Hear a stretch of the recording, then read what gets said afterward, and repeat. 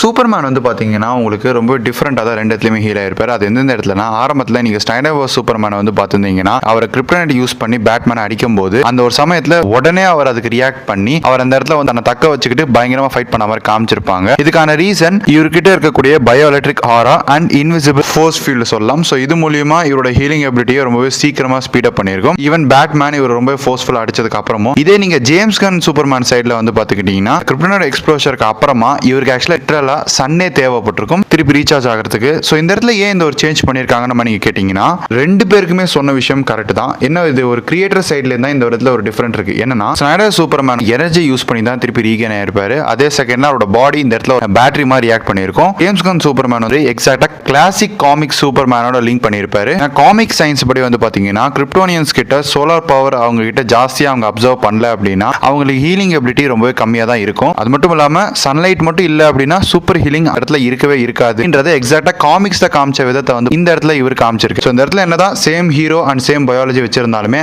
Actual இந்த இடத்துல creator மூலியமா தான் ஒரு சின்ன சேஞ்ச் அவங்க பண்ணியிருக்காங்க. இதை பத்தி நீங்க என்ன நினைக்கிறீங்கன்றத கமெண்ட் செக்ஷன் கமெண்ட் பண்ணுங்க.